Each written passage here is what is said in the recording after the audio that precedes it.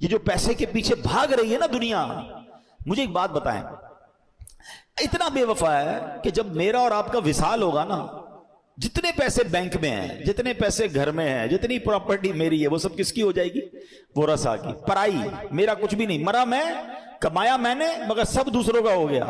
یہاں تک کہ جو میری اور آپ کی جیب میں پیسے ہوں گے نا جب انتقال ہوگا، وہ بھی نکال لیے جائیں گے، وہ بھی کہیں گے اب یہ میت کا نہیں ہے، یہ ورثاء کے ہیں۔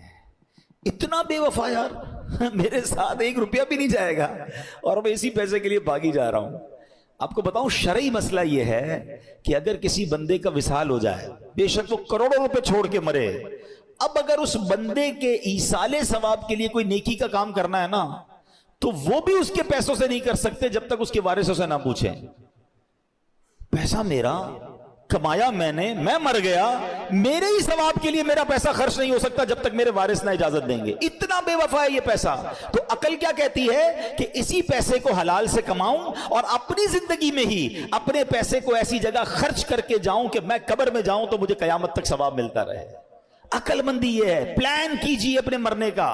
لوگ جینے کا پلان کرتے ہیں، عقل مند وہ ہے جو مرنے کا پلان کرتا ہے۔ زندگی تو ویسے ہی گزر گئی، ہم میں سے کتنے سارے لوگ ہیں 30 40 50 سال کے ہو گئے، اور کتنا جیئیں گے بھائی؟ اب پلان کرو مرنے کا، اب پلان کرو قبر کا، پلان کرو آخرت کا۔ اور قرآن سکھا رہا ہے حلال کمانا، یہ پلاننگ ہے آخرت کی۔ اور اگر اللہ نے دیا ہے تو اس کو ایسی جگہ انویسٹ کر دو کہ میں رہوں نہ رہوں مجھے قیامت تک ثواب ملتا رہے۔ اور مجھے اور آپ کو شریعت نے اختیار دیا ہے کہ ہم اپنی وصیت کر سکتے ہیں۔ ہاں، آلموسٹ 1/3 آف یور ویلتھ، 1/3 آپ وصیت کر کے جا سکتے ہیں کہ میرے مرنے کے بعد 1/3 پیسہ میرا جو ہے وہ اللہ کی راہ میں دیا ہے، فلاں مسجد میں دے دیں، فلاں تنظیم کو دے دیں، فلاں نیکی کے کام میں خرچ کریں، یتیم خانے، کوئی بھی پلان ایسا کرو آپ، تو ہوگا کیا؟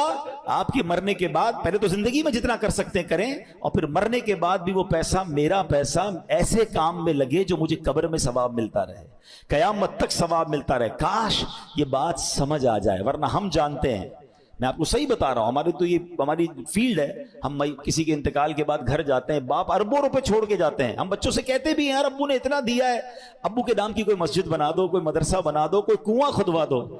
دیکھتے ہیں ذرا کاروبار پہلے سیٹ ہو جائے، پہلے ذرا پراپرٹی کا معاملہ حل ہو جائے، پھر یہ کریں گے، پھر وہ کریں گے۔